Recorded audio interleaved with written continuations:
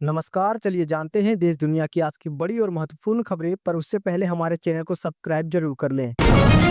नए साल 2026 से कई महत्वपूर्ण बदलाव लागू होंगे जो आपकी जेब और दैनिक जीवन को प्रभावित करेंगे। इनमें income tax return filing, PAN Aadhaar linking की अनिवार्यता, क्रेडिट स्कोर अपडेट की नई समय सीमा, एलपीजी कीमतों में संभावित बदलाव और यूपीआई सुरक्षा नियम शामिल होंगे। इसके अतिरिक्त एसबीआई कार्ड लाउंज एक्सेस और रेल टिकट बुकिंग के नए नियम भी संशोधन होगा। साथ ही 8वें वेतन आयोग का कार्यकाल इसी वक्त शुरू होने की संभावना है।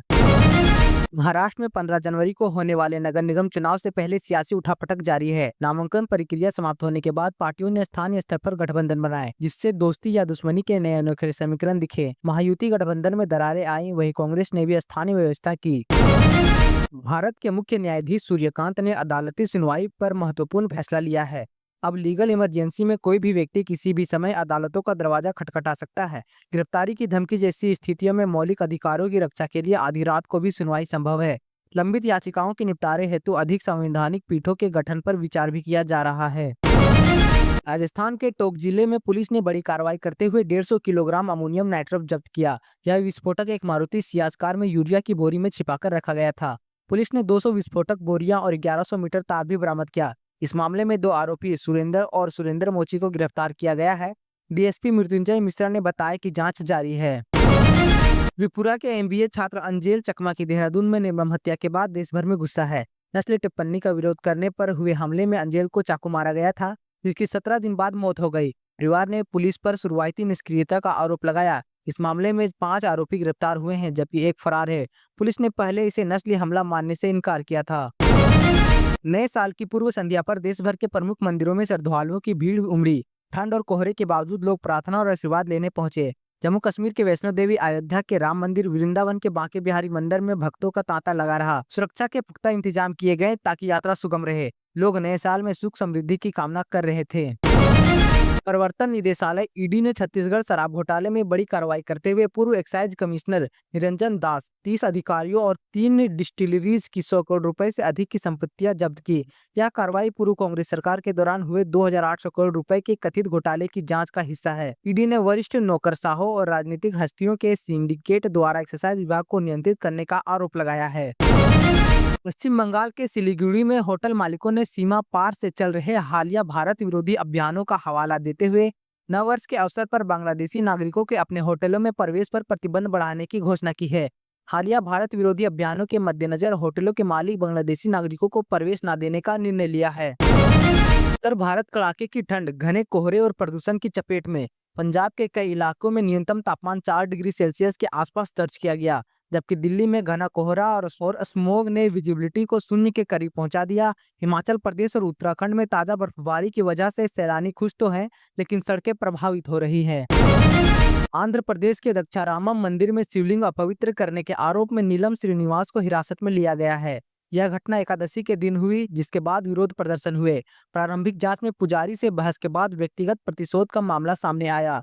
सीसीटीवी फुटेज से संदिग्ध की पहचान हुई। मुख्यमंत्री ने पारदर्शी जांच के निर्देश दिए हैं और मंदिर में नया शिवलिंग स्थापित करने और सुरक्षा बढ़ाने की उम्मीद की गई है। केंद्रीय स्वास्थ्य मंत्रालय ने 100 मिलीग्राम से अधिक वाली निमुसुलाइड पेनकिलर टैबलेट्स पर प्रतिबंध लगा दिया है। यह फैसला स्वास्थ्य जोखिम को देखते हुए ड्रग टेक्निकल एडवाइजरी बोर्ड की सलाह पर लिया गया है।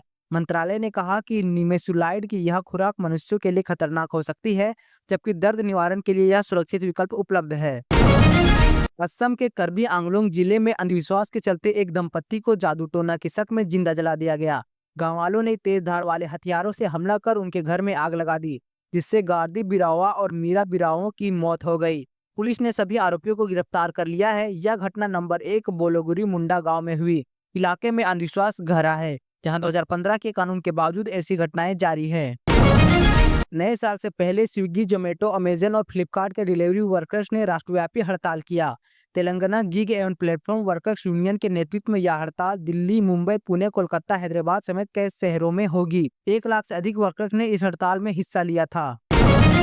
भारत ने चीन के भारत-पाक सीजफायर में मध्यस्थता के दावे को सिरे से खारिज कर दिया है। भारतीय सूत्रों ने स्पष्ट किया है कि मई के संघर्ष के दौरान युद्ध विराम तक पहुंचने में किसी तीसरे पक्ष की कोई भूमिका नहीं थी। भारत का हमेशा से यह रुख रहा है कि ऐसे मामलों में कोई तीसरा पक्ष दखल नहीं देगा। पाकिस्तानी ने सीधे भारत डीजीएमओ से सीजफायर का अनुरोध किया था। पश्चिम बंगाल में चुनाव आयोग की स्पेशल इंसेंटिव रिवीजन एसआईआर प्रक्रिया के दौरान बुजुर्ग मतदाताओं की मौत से हड़कंप है। सुनवाई के नोटिस मिलने के बाद 2 बुजुर्ग की मौत हो गई, जबकि एक ने आत्महत्या कर ली। परिवारों ने मुख्य चुनाव आयुक्त ज्ञानेश कुमार और बंगाल के मुख्य निर्वाचन अधिकारी मनोज अग्रवाल को मानसिक तनाव का आरोप लगाते हुए पुलिस में शिकायत दर्ज कराई। आयोग ने तकनीकी गड़बड़ी के कारण कुछ नोटिस भेजने की बात स्वीकार की है। साल 2026 में कई खगोलीय घटनाएं होंगी, जिनमें 4 ग्रहण प्रमुख है। 17 फरवरी को रिंग ऑफ फायर वलयाकार सूर्य ग्रहण होगा, जबकि 3 मार्च को पूर्ण चंद्र ग्रहण ब्लड मून दिखाई देगा। 12 अगस्त 2026 को उत्तरी अटलांटिक और यूरोप में पूर्ण सूर्य ग्रहण दिखेगा, जो 1999 के बाद पहला होगा। यह साल खगोलीय प्रेमियों के लिए महत्वपूर्ण है, जिससे कई दुर्लभ खगोलीय संयोग दिखने को मिलेंगे। केंद्रीय गृह मंत्री अमित शाह ने बंगाल दौरे के अंतिम दिन कोलकाता में कार्यकर्ता सम्मेलन को संबोधित किया। उन्होंने आगामी विधानसभा चुनाव को निर्णायक बताते हुए पार्टी को पूरी तैयारी के साथ मैदान में उतरने का आह्वान किया।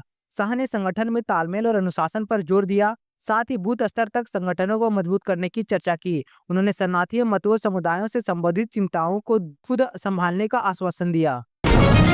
प्रधानमंत्री नरेंद्र मोदी ने नीति आयोग में अर्थशास्त्रियों से बातचीत के दौरान कहा कि 2047 तक विकसित भारत का लक्ष्य अब जन आकांक्षा बन चुका है, जिसे हासिल करने के लिए मजबूत संस्थान, इंफ्रास्ट्रक्चर और मिशन मोड में सुधार जरूरी है। उन्होंने नीति और बजट को 2047 के लक्ष्य से जोड़ने और वैश्विक बाजारों में भारत की भागीदारी बढ़ाने पर जोर दिया है।